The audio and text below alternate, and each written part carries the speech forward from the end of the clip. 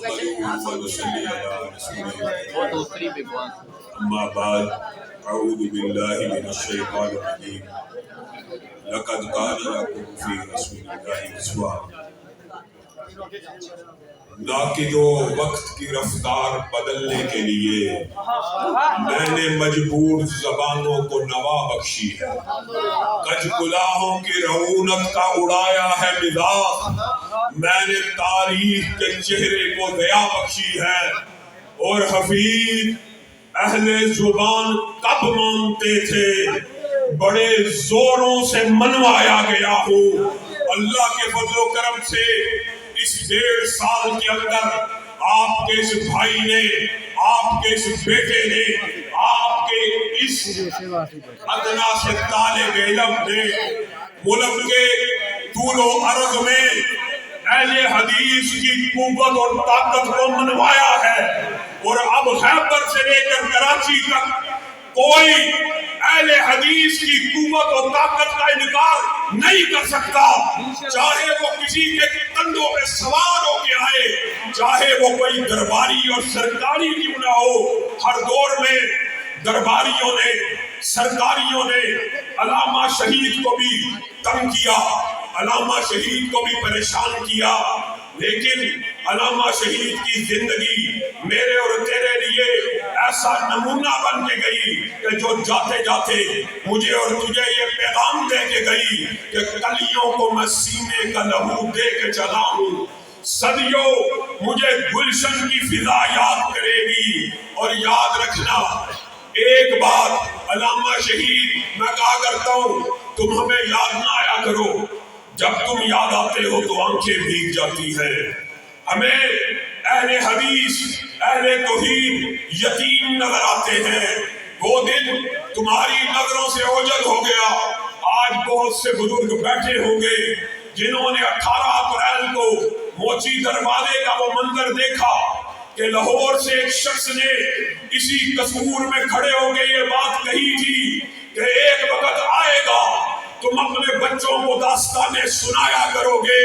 لاہور سے ایک شخص اٹھا تھا جس نے کہا تھا اہل حدیث کسی کی بھیڑ بکری نہیں ہے، اور اس شہید قائد نے 18 اپریل کو جب تمہیں پکارا تو دیکھنے والوں نے دیکھا کہ کمزور سمجھے جانے والے اہل حدیث، کمزور سمجھے جانے والے اہل توحید اپنے قائد کی صدا پر لبیک کہتے ہوئے موچی دروازے کی طرف کشاں کشاں چلے آ رہے ہیں۔ اور پھر اس شہید نے اس موچی دروازے میں کھڑے ہو کے اس بات کا اعلان کیا کہ جمعیت اہل حدیث ایک ابھرتا ہوا سورج ہے، ایک جلتا ہوا چراغ ہے، اور درباری اور سرکاری ملوں تمہارا آمریت کا سورج غروب ہونے والا ہے، تمہارے آمریت کے دیے ایک بجھتا ہوا چراغ ہے۔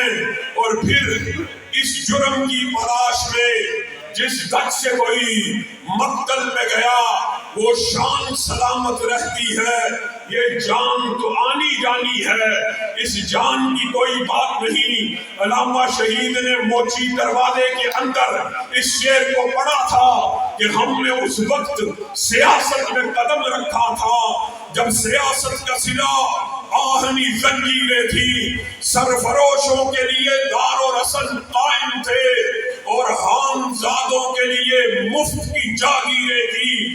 آج اس شہید قائد کے روحانی بیٹے قصور شہر کے اندر جمع ہو چکے ہیں اور اس بات کا اعلان کرنے کے لیے آئے ہیں کہ انشاءاللہ قصور کی سیاست اب صرف اہل حدیث اور جمعیت اہل حدیث ہی طے نہیں کرے گی، بلکہ قصور کی سیاست ہر دین پسند اہل حدیث بھی طے کرے گا، جو بندی بھی طے کرے گا، بریلوی بھی طے کرے گا، اور دین پسند جس پلڑے میں اپنا ووٹ ڈالیں گے وہی پلڑا بھاری ہو جائے گا۔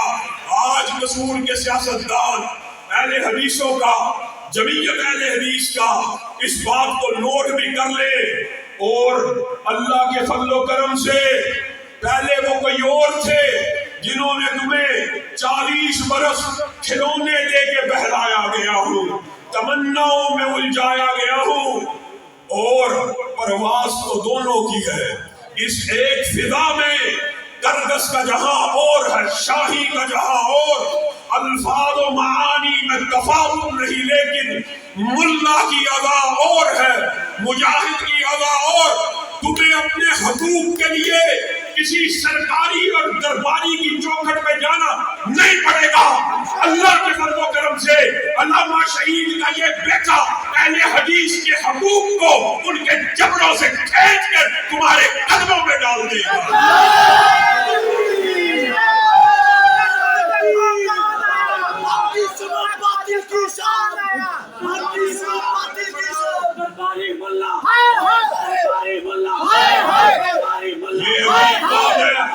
یہ عجیب مزاج ہے، یہ عجیب مزاج ہے۔ کوئی چلا جائے درباریوں سرکاریوں کے پاس، مسجد بند لگی، اذان نہیں ہوتی، ہم کیا کریں؟ ہمارے سے پوچھ کے بنائی تھی، ہم نے کہا تھا۔ ایک یہ آپ کو سچے واقعات بتاتا ہوں، اور اتنی نہ بڑا پاکی دامہ کی حقائق، دامن کو ذرا دیکھ، ذرا بند قبا دے۔ ہم تمہارا نام بھی اپنی زبان پہ لانا نہیں چاہتے، لیکن تم دن رات فیس بک کے اوپر، سوشل میڈیا کے اوپر اپنے حواریوں، اپنے گماشتوں کے ذریعے بدزبانی کرو اور پھر الزام ہم پہ لگاؤ کہ ہم بدزبانی کرتے ہیں، ہم نے فیک آئیڈیا بنائی ہوئی ہے۔ میں اللہ کی قسم صرف مسلک اہل حدیث کی عزت کے لیے اس شخص کا نام نہیں لیتا، کیونکہ جب نام لے لیتا ہوں تو لوگ پوچھتے یہ ہے کون ہے، آپ کس کا نام لے رہے ہیں؟ اور جس کو لوگ جانتے ہی نہیں اس کو مجھے بھی مشہور کرنے کی ضرورت نہیں ہے۔ لیکن اگر تم اپنی ان اوچھے ہتھ کنڈوں سے باز نہ آئے جو آپ لوگ نہ باتوں سے، لیکن یہ بزرگ سفید داڑیوں والے بیٹھے ہیں، اللہ کی قسم آج درد دل سے یہ باتیں کر رہا ہوں، گفتگو کچھ اور کرنی تھی، لیکن یہ امڑتے ہوئے سیلاب کو یہ دریا جھوم کے اٹھے ہیں، تنکوں سے نہ ٹالے جائیں گے۔ آپ لوگوں کے ولولوں کو دیکھ کر، آپ لوگوں کے ہمہموں کو دیکھ کر، آپ لوگوں کے تندروں کو دیکھ کر یہ بات کہنے پہ مجبور ہو گیا ہوں۔ میں اس شہید کا بیٹا ہوں کہ جس کو اس کی زندگی کے اندر اتنا ستایا گیا، اتنا تڑپایا گیا کہ ان کی زندگی کے اندر ان کے اوپر 84 مقدمات کو درج کیا گیا، اور شرم اور دکھ کی بات یہ ہے ان 84 مقدمات میں سے 80 مقدمات اپنے ہی جماعت کے لوگوں نے کروائے، باقی 4 مقدمے مختلف حکمرانوں کی طرف سے تھے، باقی سب میں مدعی اپنے لوگ۔ یہ ایک تاریخ کی طلب حقیقت ہے جس سے آپ لوگ آشنا نہیں ہیں۔ علامہ شہید کے اوپر، علامہ شہید کے اوپر اس دور کی بھی جو مرکزی لوٹ مار مافیا ہے، اس نے اس دور میں بھی علامہ شہید کے اوپر قتل کا مقدمہ صرف درج نہیں کروایا، آپ سن کے حیران رہ جائیں گے۔ خانے وال کے اندر ایک عورت کو کھڑا کیا اور کہا دعویٰ کرو کہ میں شان الہی ظہیر کی بیوی ہوں اور یہ مجھے اپنے ساتھ نہیں رکھتا۔ والد محترم، عزت ایک بڑی چیز ہوتی ہے، زندگی کے اندر قتل کے مقدمے سے نہیں گھبرائے، جائیداد کی کرکی کا ان درباریوں اور سرکاریوں نے آرڈر کروایا کہ اولاد سے نہیں گھبرائے۔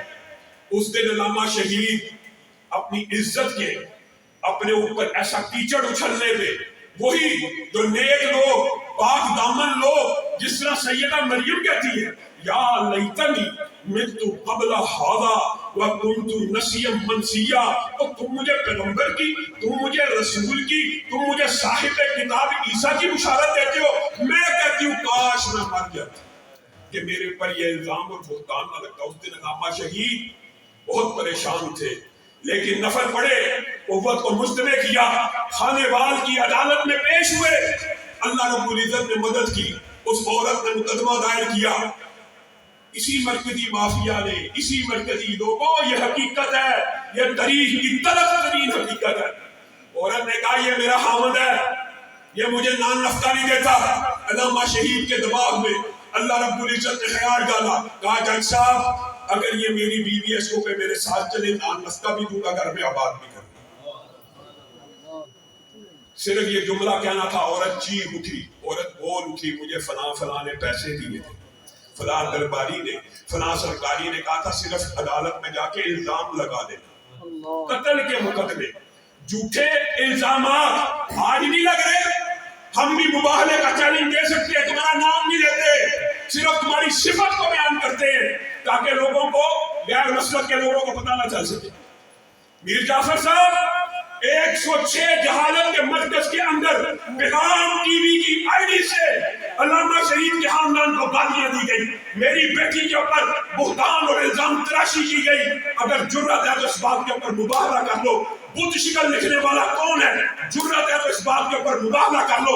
مولانا محمد علی جاباز کے مدرسے کے اوپر قبضہ کس نے کیا, جرأت ہے تو اس بات کے اوپر مباہلہ کر لو. جو بھی توہین کرے بغیر احتجاج اس کے اوپر مقدمہ درج ہونا چاہیے. لیکن مجھے آپ لوگوں کے اوپر فخر ہے کہ میں نے جب بھی کسی توہین کرنے والے کے خلاف آواز کو اٹھایا اور آپ کو احتجاج کی کال دی تو میرے ان رفقا نے, سردار اقبال مقصود صاحب ہو, آصف الہی نہیر صاحب ہو, یا قصور کی ساری جماعت, مختار ڈوگر صاحب ہو, آصف الہی نہیر نے جمعیت کے سارے منشور اور کاموں کو یہاں پہ بیان کیا.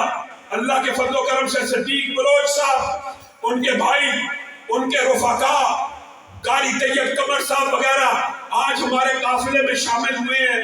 لیکن مجھے یہ فخر ہے اللہ کی قسم آپ کے اوپر, میں نے جب بھی تمہیں پکارا ہے تم نے میری صدا پہ لبیک کہا اور توہین صحابہ کرنے والوں کے خلاف صدائے احتجاج کو بلند کیا اور اللہ کے فضل و کرم سے ان کے خلاف مقدموں کو درج کروایا.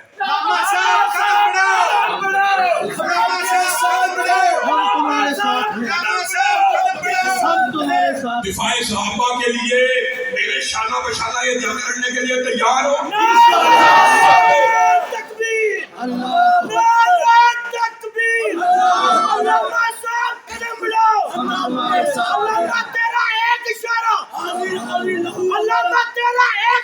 ہمارا یہ اعلان ادارے نوٹ کر لے, ہم کسی مسلمان کو کافر کہنے کے قائل نہیں ہیں. کوئی حدیث ہے, یہ میرا فتویٰ نہیں ہے, یہ رسول اللہ صلی اللہ علیہ وسلم کی حدیث ہے. کوئی کسی مسلمان کو کافر کہے, وہ کافر نہیں تو بندہ کہنے والا کافر ہو جاتا ہے. اگر کسی مسلمان کو کافر کہنے سے بندہ کافر ہو جاتا ہے تو ادارے نوٹ کرے اس متن حدیث کے اندر جو سیدنا ابو بکر کے ایمان کا انکار کرے گا یا اس کو گرفتار ہونا پڑے گا یا ملک سے فرار ہونا پڑے گا. اس کاز کے لیے, دفاع صحابہ کے لیے تم نے میرا ساتھ دیا. ختم نبوت کے کاز میں اللہ کے فضل و کرم سے 400 سے زائد توہین رسالت کرنے والوں کے خلاف مقدمے درج ہیں. اللہ کے فضل و کرم سے توہین صحابہ کرنے والے سینکڑوں لوگوں کے خلاف پرچے درج ہیں. لیکن کیا تم نے صرف اس بات میں میرا ساتھ دینا ہے یا چندہ چوروں اور حرام خوروں کے خلاف بھی میرا ساتھ دینا؟ جو مدرسوں اور مسجدوں کے پیسوں سے اپنی ذاتی پراپرٹیاں اور جائیدادیں بناتے ہو, ان کا احتساب کس نے کرنا ہے؟ کیا احسان الدین کے بیٹے نے کرنا ہے؟ یا اس بات اور مشن میں بھی تم جمعیت اہل حدیث کا ساتھ دینے کے لیے تیار ہو؟ کرو. اور قصور شہر کے اندر جمعیت اہل حدیث کی ایک شاندار اور جاندار انٹری اس بات کا غماد ہے. اللہ کے فضل و کرم سے ضلع قصور کی سیاست کو ہم طے کریں گے انشاءاللہ. علامہ صاحب قدم بڑھاؤ, ملت قدم بڑھاؤ, قدم بڑھاؤ. اللہ کے فضل و کرم سے میں آپ کو مایوس نہیں کروں گا. اللہ کی قسم کسی اہل حدیث پہ, کسی عالم دین پہ مقدمہ درج ہوگا. یہ میرے رفقا یہاں پہ جو سٹیج پہ بیٹھے ہیں, تندیل چھجوی سمیت, صدیق بلوچ سمیت, مختار ڈوگر, سردار اقبال, ابو بکر, عتیق, آصف, یہ سنہری چہرے, وہ نوید کھچی, اللہ کی قسم آپ کو مایوس نہیں کریں گے. دن ہو رات ہو, خالد محمود راسے کا نمبر, ہر قائد کا نمبر آپ کی جیب میں ہے. کوئی عالم دین اگر اس کے اوپر جعلی مقدمہ درج ہو, یہ میرے رفقا رات سے پہلے اس کے گھر کے باہر کھڑے ہوں گے. آپ اس بات میں ان کا ساتھ دینے کے لیے تیار ہیں؟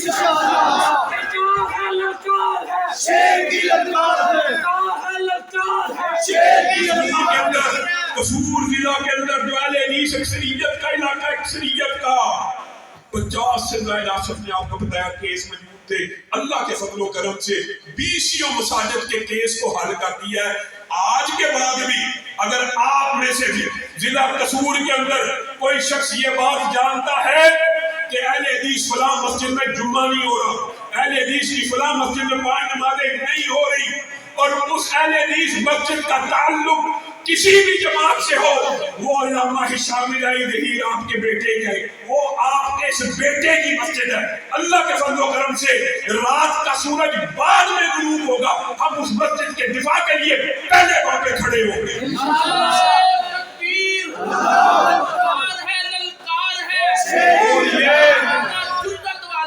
اور یہ باتیں صرف آپ کو انگیز کرنے کے لیے نہیں ہے اور آپ کو جذباتی کرنے کے لیے نہیں ہے. اللہ کے فضل و رحمت سے، اللہ کے فضل و کرم سے آپ لوگ ہمارا ماضی بھی آزما چکے ہیں، ہمارا حال بھی دیکھ رہے ہیں، ہمارا مستقبل بھی. میں نے آپ کے اندر اپنی زندگی کے شب و روز کو گزارا ہے اور یہی بات آپ کے سامنے پیش کرتا ہوں کہ کون سا ایسا مقدمہ ہے کہ جہاں پہ ہم نے پشت پھیری ہو، ہم نے پیٹ پھیری ہو. میرا یہ اعلان ہے اللہ کی قسم، میں اتحاد امت کا قائل ہوں. میں دیوبندیوں کو، بریلویوں کو بھی دعوت فکر دیتا ہوں کہ آؤ اس ضلع قصور کے اندر مل کے ایک ایسی قوت اور طاقت بنے کہ سیکولر پارٹیوں سے اپنا حق حاصل کریں، اپنے حقوق کا تحفظ کریں. لیکن اس کے ساتھ ساتھ میرا اعلان یہ بھی ہے، اگر لفظ اہل حدیث کسی پتھر کے اوپر بھی لکھا ہوگا تو جمعیت اہل حدیث اس کا دفاع کرے. مسلک اہل حدیث زندہ باد، جمعیت اہل حدیث پاکستان زندہ باد، ملت اسلامیہ علامہ ہشام الہی ظہیر زندہ باد. تیرا ایک اشارہ، افسوس ہے، تیرا ایک اشارہ، افسوس ہے، کام بھی خود کرو اور الزام بھی ہم پہ لگاؤ. اور آخر میں چند باتیں منہج اہل حدیث کے حوالے سے بھی کر دینا چاہتا ہوں کہ منہج کیا ہے، دعوت کیا ہے، فکر کیا ہے. یہ جمعیت اہل حدیث کے کچھ ایجنڈے اور منشور آپ نے علماء سے سنیے. ہماری دعوت کیا ہے، مسلک اہل حدیث کا کیا ہے.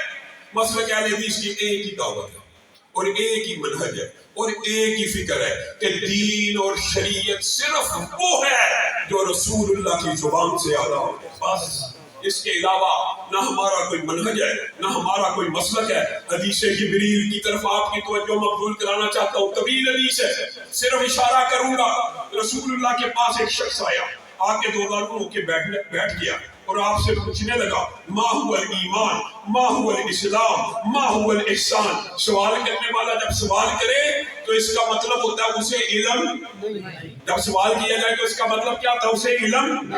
جب علم نہیں ہے تو سوال کیا. تو رسول اللہ صلی اللہ علیہ وسلم جب جواب دیتے ہیں اسلام یہ ہے، ایمان یہ ہے، احسان یہ ہے، ان تعبد اللہ کأنک تراہ فإن لم تکن تراہ فإنہ یراک. یہ جواب دے رہے تو آگے سے کہتا صدقت، صدقت، آپ سچ کہہ رہے. اللہ کے بندو، صحابہ بھی حیران ہیں، تعجب کا اظہار کر رہے ہیں. پہلے سوال پوچھتا ہے اور ایسے لگتا ہے علم نہیں ہے، اور جب رسول اللہ جواب دیتے ہیں تو آگے سے کہتا ہے کہ آپ نے سچ فرمایا جیسے پہلے سے معلوم. جب معلوم تھا تو پوچھا کیوں تھا؟ جب وہ چلے گئے اور صحابہ ان کے، یہ بھی ایک حدیث تعجب کی، اعجاز کی ایک طویل داستان ہے. اس اکیلی حدیث سے محدثین نے 19 مسئلے نکالے ہیں، 19. لیکن جو مسئلہ ہماری بات سے مکالنے کا وہ یہ ہے، جب وہ شخص چلا گیا، صحابہ نے اس کی شکل دیکھی، اس کو پہچانتے نہ تھے تو کہا مسافر ہے. لیکن اس کے کپڑے دیکھے تو نہ گرد ہے نہ مٹی ہے، تو مسافر ہونے کے کوئی آثار نظر نہ آئے. بڑے پریشان. رسول اللہ نے کہا پتہ کون تھا؟ کہا پتہ یہ. کہا جبریل امین آئے تھے. کہا جبریل امین آئے تھے؟ جی ہاں، عرش عظیم کے رب نے انہیں زمین پہ اتارا. اے اللہ کے رسول کیا کرنے کے لیے اتارا؟ تمہیں تمہارا دین سکھانے کے لیے آئے تھے. تمہیں تمہارا دین سکھانے کے لیے. یہاں پہ رکنے اس بات کا ابلاغ کریا کوچا کوچا گھر گھر، جو بند کا گھر ہو، بریلوی کا گھر ہو، ہر گھر میں جا کے کیجئے تمہیں تمہارا دین سکھانے. وہ دین کیا سکھا کے گئے؟ آپ نے سے بات کو پروموٹ نہیں کیا. وہ دین یہ سکھا کے گئے ہیں کہ آسمان سے جبریل امین بھی آ جائیں. جبریل آئے ہو تو اللہ کے رسول یہ کہہ سکتے ہیں نا کہ آسمان سے جبریل آئے ہیں، آپ سے ابھی گفتگو کریں گے، آپ کو آپ کا دین سمجھا کے جائیں گے، ان سے دین سیکھ لو. یہ بھی حدیث تقریری بن جاتی ہے، طالب علم جانتے ہیں. لیکن دین یہ سکھا کے گئے ہیں کہ دین اس وقت تک دین نہیں بنتا جب تک رسول اللہ کی زبان سے ادا نہ ہو جائے. اللہ کی زبان سے ادا ہو گیا تو دین بن گیا. یہ بات سکھلا کے گئے ہیں. پوچھا رسول سے ہے تاکہ رسول کی زبان سے جو جواب ملے وہ دین اور شریعت بن جائے. یہی بات رسول اللہ صلی اللہ علیہ وسلم حج کے موقع کے اوپر ایک صحابی نے پوچھ لیا. حج کے جب فضائل حج کے مناقب حج کے مناسک رسول اللہ بیان کر رہے ہیں تو ایک شخص کے ذہن میں خیال آ گیا افی کلی عامل یا رسول اللہ, کیا حج ہر سال میرے امت کے مردوں کے اوپر فرض کیا گیا؟ کہا لو قلت نعم, آپ جب پوچھتے تھے نا کیا امت کے اوپر ہر سال کے لیے فرض ہے, لو قلت نعم, اگر میں کہتا نون عین میم, میں کہتا جی ہاں, صرف میں کہہ دیتا جی, تو اللہ کی قسم امت کے اوپر ہر سال کے لیے فرض ہو جاتا. یہ رسول اللہ کی زبان اور یہ رسول اللہ کی حدیث. میں نے اور آپ نے کچھ سمجھا ہی نہیں ہے. ہم نے دین بھی اپنی مرضی کا لیا, میں نے اور آپ نے بھی. ہم یہ اہل حدیث ہیں. اہل حدیث اللہ کا شکر ہے. اہل حدیث کا منہج ہے کہ قول رسول آ جائے, حدیث رسول آ جائے, نظر جھک جائے گی, پچھ جائے گی. لیکن ہم نے بھی حدیث رسول مانی ہے تو صرف مسجد کے اندر رسول اللہ کو امام ماننا ہے. اللہ کی قسم صرف مسجد کا امام ماننا ہے. اہل حدیث کو بھی غور و فکر کرنے کی ضرورت ہے. میں اور آپ یہاں پہ بیٹھ جائیں, ابھی ارادہ کریں, ابھی میڈیا دیکھ رہے نا اعلان کرتے کہ ہم ساری رات یہاں پہ سجدہ کریں گے, ہم ساری رات یہاں پہ سبحان اللہ کہیں گے, ہم ساری رات یہاں پہ اللہ اکبر پڑھیں گے سجدے میں پڑھ کے. اللہ کی قسم پورے عالم کفر کو کوئی فرق نہیں پڑے گا. ساری رات سجدے کرو, سارے دن روزے رکھو, سارا دن پر تسبیحات پھیرتے رہو, اللہ اللہ کے نعرے لگاتے رہو, پورا عالم کفر کوئی فرق نہیں پڑ جائے گا. لیکن ابھی آپ جتنے اس مسجد کے چھت کے نیچے اور صحن میں اور گرد و نواح میں کھڑے ہیں, اللہ کی قسم کھا کے کہہ رہا ہوں, اگر آپ صرف یہ یہاں پہ ارادہ کر لیں میرے ساتھ کہ رسول اللہ کے دین کو صرف منبر تک محدود نہیں رکھنا, مسجد تک محدود نہیں رکھنا, بہار میں بھی لے کے جانا ہے, عدالت میں بھی لے کے جانا ہے, سیاست میں بھی لے کے جانا ہے, معاشرت میں بھی لے کے جانا ہے, معیشت میں بھی لے کے جانا ہے, اور بالآخر ریاست میں بھی لے کے جانا ہے, اور تخت رسول کے اوپر بھی مصلی رسول کا وارث بیٹھے گا, پورا عالم کفر آپ کے خلاف کھڑا ہو جائے گا انشاءاللہ. آپ حیران رہ جائیں گے. یعنی اقامت دین کا جو فلسفہ اور کلیہ ہے, آپ نے اور میں نے, یہ تو اللہ کے فضل سے اللہ کا شکر ہے یہ بھی کہ ممبر رسول کے اوپر کوئی زانی نہیں بیٹھنا چاہیے. یہی ہماری لڑائی ہے نا, لوٹ مار مافیا سے یہی لڑائی ہے نا کہ کوئی چور نہ بیٹھے, کوئی ممبر رسول کا احترام ہونا چاہیے, کوئی بدکار نہ بیٹھے, کوئی برے کردار کا بندہ نہ بیٹھے. آپ بھی نہیں چاہتے کہ آپ کی مسجد کا امام زانی ہو, چاہتے شرابی ہو, چاہتے ہیں یعنی ممبر رسول تو پاک اور صاف ہو, لیکن تخت رسول کے اوپر زانی بھی بیٹھ جائے, تخت رسول کے اوپر شرابی بھی بیٹھ جائے. یہ فلسفہ آپ کو کس نے سمجھایا؟ یہ فلسفہ سرمایہ دارانہ نظام نے آپ کے دماغوں میں ڈالا. اللہ کے بندو یہ بات سمجھو, جس طرح ممبر رسول مقدس ہے اس طرح سیاست رسول بھی مقدس ہے, اس طرح ریاست رسول بھی مقدس ہے, اس طرح خلافت رسول بھی مقدس ہے. آپ نے حکمران ایسے لوگوں کو چنا, حکمران ہو گئے کمینے لوگ, ہاتھ میں مل گئے نگینے لوگ. کیسے لوگ ہیں؟ اللہ کی قسم ممبر رسول پہ کھڑا ہونا تو دور کی بات ہے, ان 70 برسوں میں شاید ایک بھی ایسا نہ ہو جو فجر کی امامت کروا سکے. زور اثر تو شاید چپ چپیتے پڑھ لیں, فجر کی نہیں کرا سکتے, جمعہ نہیں پڑھا سکتے. مغل بادشاہوں کے بارے میں آپ نے باتیں سنی, ایسے تھے ایسے تھے ایسے تھے, لیکن جب جمعے کا وقت آتا تھا تو جمعہ پڑھایا کرتے تھے, جب فجر کا وقت آتا تھا فجر پڑھایا کرتے تھے. اسلام کو اس وقت تک عروج حاصل رہا. اللہ کے بندو اس بات کو ذرا ذہنوں میں بٹھا لو, پلے سے باندھ لو, اسلام اس وقت تک غالب رہا, اللہ کی قسم اس وقت تک غالب ہی رہا, غالب ہی رہا, غالب ہی رہا, جب تک مصلی کا امام ریاست و خلافت کا امام رہا اس وقت تک غالب رہا. یا آپ یوں کہہ لیجئے جب تک خلافت اور ریاست میں ایسے لوگ رہے جو امامت اور جمعہ پڑھا سکتے ہیں, اسلام غالب رہا.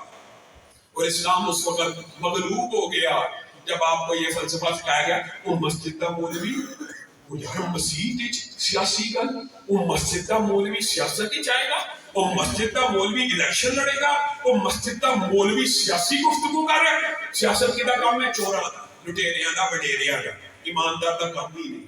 آپ کا یہ ذہن بنا رکھے. اللہ کے بندوں اگر یہ ذہن بن بھی گیا ہے تو پھر بھی اس ذہن کو بدلو. یہاں پہ اپنی قوت اور طاقت جس طرح جمع ہوئے ہو, اس حلقے کے MNAs کو, MPAs کو یہ پیغام جانا چاہیے کہ یہ دین پسند, دین پرست لوگ اگر ان کے کاموں کو نہیں کریں گے تو ہمارا نتیجہ بدل جائے گا. آپ کو میں حیران کن بات بتاؤں, اگر صرف 5,000, یہ میں ایک مثال آپ کو پاس 5,000 10,000 ووٹ جس کی کوئی اہمیت نہیں ہوتی, آپ الگ لڑکے دیکھتے, آپ 10-15,000 ووٹ نہیں, آپ کی کوئی اہمیت نہیں. لیکن اگر آپ جبرائیل بھائی, اگر آپ یہ 10,000 5,000 ووٹ, سلیم ساجد ربانی صاحب, اگر یہ 5,000 10,000 ووٹ اگر آپ کسی کے پلڑے میں ڈالنے کا وعدہ کریں تو اللہ کی قسم آپ کے سارے حق آپ کو مل جائیں گے. آپ نے سیاست کی نہیں, آپ نے سیاست سمجھی نہیں. اللہ کے فضل و کرم سے جمعیت اہل حدیث ضلع قصور کے 4 قومی اسمبلی کے حلقوں اور 10 صوبائی اسمبلی کے حلقوں میں اس بات کا فیصلہ کرے گی کہ ہم جس گڑھے کا ساتھ دیں گے وہی گڑھا جیتے گا.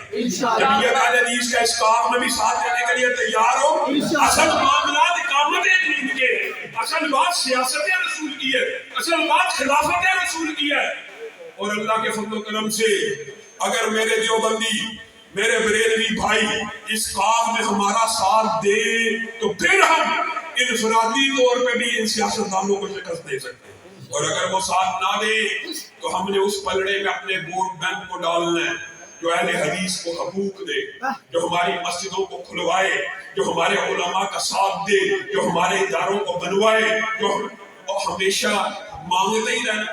وہ اللہ کے بندوں, علامہ شہید نے کہا تھا حقوق ہمیشہ مانگنے سے نہیں ملتے, حقوق کو کئی مرتبہ چھیننا پڑتا ہے, اور انشاءاللہ ہم چھین کے دکھائیں گے. اللہ کے فضل و کرم سے اب اہل حدیث کو ان 1.5 برسوں سے میں نے اپنی جوانی, اپنا پسینہ, خون پسینہ, راتوں کی نیند کو قربان کر کے پاکستان کے اندر اہل حدیث کو ایک قوت و طاقت بنوایا ہے. اللہ کے فضل و کرم سے اب اس قوت و طاقت کا کوئی انکار نہیں کر سکتا, اور اہل حدیث کے حقوق کا کوئی سودا نہیں کر سکتا, اور اہل حدیث کے اب حقوق کو دلوایا جائے گا انشاءاللہ. لیکن اس کے لیے مجھے آپ لوگوں کے ساتھ کی ضرورت ہے. وہ ساتھ آپ لوگ فراہم کرنے کے لیے تیار, ہاتھ اٹھا کے وعدہ کریں. نعرہ تکبیر, علامہ صاحب قدم بڑھاؤ,